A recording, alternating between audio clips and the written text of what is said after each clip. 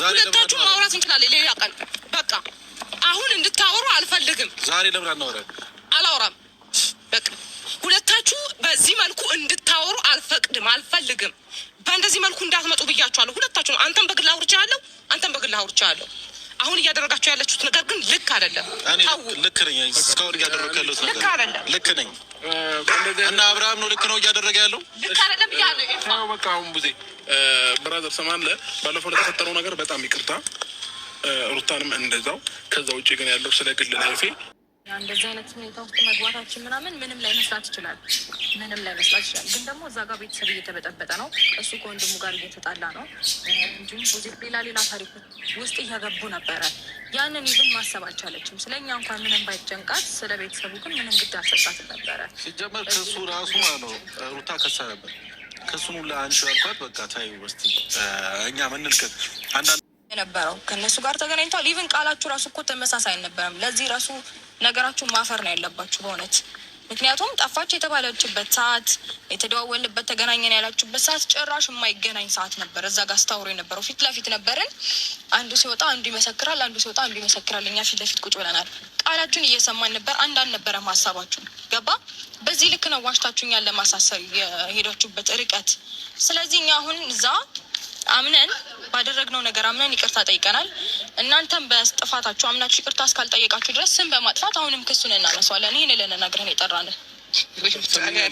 አሁን እኮ ኦልሬዲ ያለፈ ጉዳይ ነው አላለፈም የኛ ስም ጠፍቶ ነው የቀረው አላለፈም ለዛ ለጠፋው ይቅርታ እኮ አልኩሽ ይቅርታ ሲጀመር እኮ የሰሩትም ስራ ልክ አልነበረም እኮ በጊዜ ደግሞ ያሳሰራችሁ እሷ ላይ በመቀለዳችሁ እኛ ጠፍታችሁ እየፈለግናት እንደዛ እየፈለግናት እንዳስብ አደረገኝ ግዝናው እውነት ነው ምንድነው ወይስ ውሸት ነው በማርግዛ ደግሞ ጠፍታ ከሆነ ወይ ደግሞ አርግዛ ከሆነ ይናህል ችግር መፍጠር እናንተ እስር ቤት እስክትገቡ እንግዲህ በአሁን ሰዓት ቴክኖሎጂ አለ ቢያንስ እንኳን ስልክ ዲዛይን መከፋፈል አይነት ነገር ሙሉ ውስጥ ሊንገባ ይገባል ተረዳችሁኝ አይደለ ስለዛ ከእስር ቤት ወጥቶ እንኳን እስከዛሬ ድረስ አላገኘኸውም እና ደግሞ ኤፍሬም በስላሳሰርከው በራሱ በዛ ነገር በጣም ተናዷል እና በቃ ለእኔም እንደውም ዛሬ በቃ አብርሽም ይመጣል እንገናኛለን ስለው እንደውም እኔ ማወራው ነገር አለ እኔም በስነ ስርዓት እሱን ማናገር እፈልጋለሁ አይነት ነገር ብሎ ስለነበረ የተሰማህን ነገር ይፊም አውራ እነሱም ደግሞ ለምን እንደዚህ እንዳደረጉት በቡዜም እንግዲያው እንዳዘንክ ነግረኸኛል ነገሩ ተፈቶ ሰላም ሆነን መሄድ ስላለብን ያለውን ነገር የተሰማህን ነገር ማውራት ትችላለህ ማለት ነው ሰላም ውድ ቤተሰቦች እንዴት ናችሁ? እንዴት አመሻችሁ? ደጋሚ ከቺ ብለናል። በኮረኮንጁ ነው የሚባለው። ውድ ቤተሰቦች እኔ ግን እየገረመኝም እየደነቀኝም ነው ማለት ነው። አሁን ደግሞ መጥተዋል እና አብርሽ እና ሩታ ማለት ነው።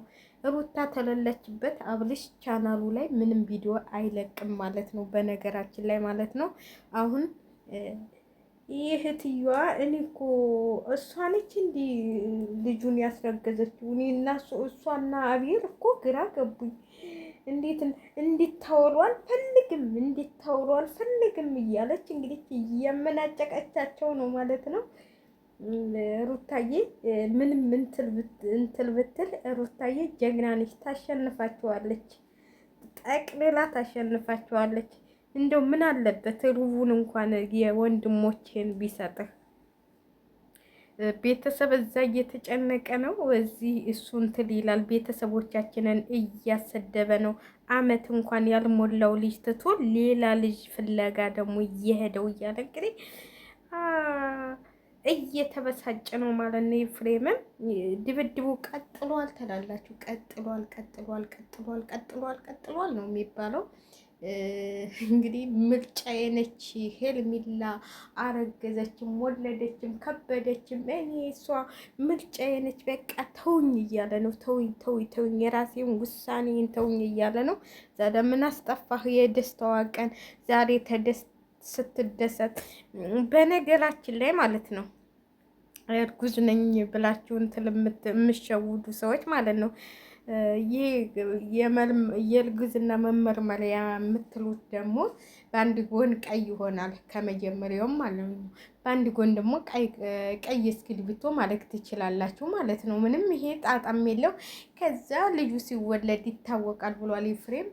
ማን ነው አቤል? ውይ ኤፍሬም ነው ሀፍ የሚደርሰው እንግዲህ አቤል መሰለኝ የልጁ አባት፣ እሱን አናውቅም። አብሬች ግን እየተቀበለ አይደለም።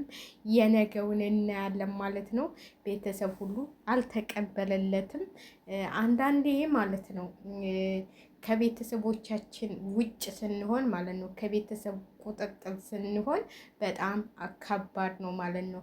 ማለት እንግዲህ አባትየው እንዴት እንዳሳደጋቸው ሁልጊዜ ታሪካቸውን ይናገራል። አንዳንዴ ከድሃ ተወልደን ትንሽ ስናገኝ በጣም ጥጋባችን አይዘለቅም። እውነቴን ነው የምላችሁ። እኔ ራሱ ባገኝ ኑሮ አታዩኝም ነበረ። ግን እኔ እግዚአብሔር ይመስገን የገበሬን ቤተሰብ ብወለድ ከደህና ቤተሰብ ነበር የተወለድኩት። ያው ጊዜው ለእኛ አልሆነም እንጂ ማለት ነው። እና የገበሬም ልጅ ነኝ። ድህነቱንም ሀብቱንም ብዙም አይተነዋል ማለት ነው። እኔ ባላየው ቤተሰቦች አይተውታል ሀብትም። ስለዚህ አንዳንዴ ድህነት ከድሃ ተወልደን ትንሽ ገንዘብ ስናገኝ አናታችን ላይ ይወጣል። ለምን? ያላየነው ነገር ነው።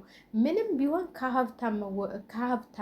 ከሀብታም ተወልዳችሁ ሀብት ላይ ብኮኑ ምንም ላይ መስላችሁ ይችላል። እውነቴን ነው የምላችሁ። እኔ ይሄ ትክክለኛ ነገር ነው።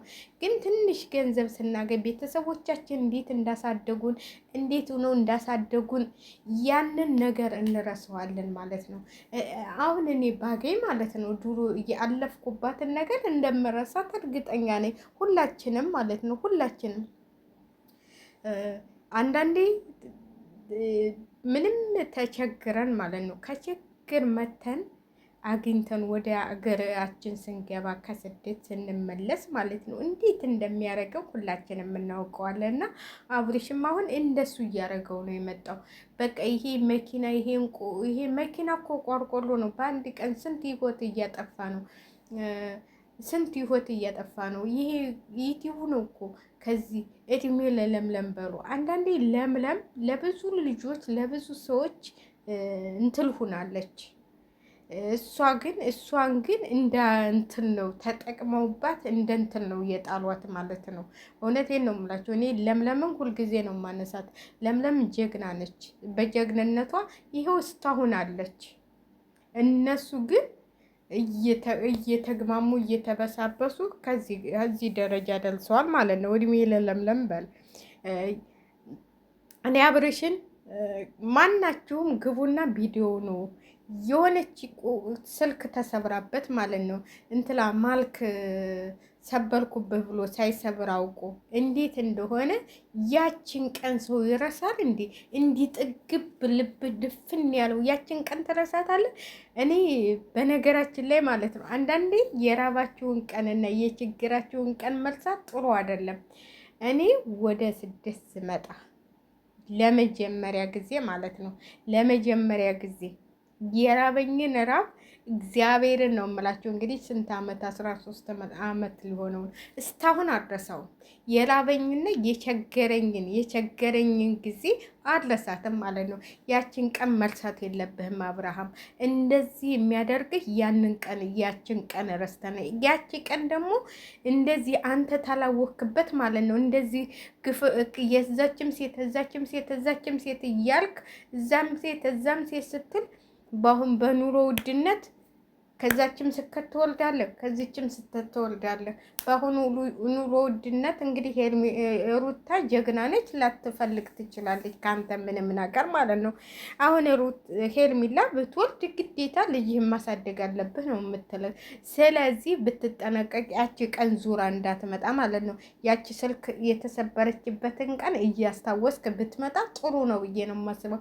እንደኔ ተሆነ እኔ አሁን ያቺን ቀን አሁንም ወደ ስደት የመጣሁት ያችን ቀን አስታውሼ ነው። ያችን የተላብኳትን ቀን ማለት ነው። ለምን መሰላችሁ? የሰው ልጅ ምግብ አይደለም እኮ ምግብ አጥቼ አይደለም፣ ግን እንደዚህ አድርግ እያለ ሰው የለም ነበር የዛን ቀን ማለት ነው። በጣም የምወዳት ጓደኛ ያለች እናቴም እህቴም። እሷ ደግሞ ከየት መሰላችሁ የመጣችው? ከቡራዩ ነው የመጣችው እና ልጆች ይዛ ነበር፣ 2 ልጆች። እንዴት ምሳ ተጋብዘኝ፣ ዝናብ እየጣለ ነው። የዛን ቀን ደግሞ የተረገመ ቀን፣ የሚጥለው ዝናብ አይምሰላችሁ፣ የሚጥለው ዝናብ። ከዛ እሷ ልጆቹን ይዛ እንዴት ትቁም? እሷን ሸኝታ ወደ ታክሲ እንዴት ትሄድ? እና ያችን ቀን አልረሳትም ማለት ነው። ያችን ቀን አልረሳትም። ሁልጊዜ ስሄድ በቃ ተጠንቅቃ ነው ወደ ልመለስ ስል በቃ ሁሉን ነገር አዘጋጅታ ነው። በቃ እንደው ታላመነችኝ እንኳን የሆነ ሆቴል እንኳን ገብተን ነው በልተን የምንወጣው። ያችን ቀን አትለሻትም አቢ ነው የምትለኝ። አለሳትም እኔ እግዚአብሔርን የቸገራችሁና የራባችሁን ቀን አትረሷትም። አንተም አሁን ያቺ ስልክህ የተሰበረችባትን ቀን ባትረሳ ኑሮ ማለት ነው ይሄ ሁሉ ጉድ አታመጣም ነበረ። ጎበዝ ሁነህ ራስህን ችለህ እስቲ ማን ነው ጓደኞችህ አብረው የወጡት የወለዱትና እንደዚህ በአንድ አመት 3 ሴት 4 ሴት የሚያላውጡት ማለት ነው የሚያናውጡት በአንድ አመት 2 ሴት የሚወልድ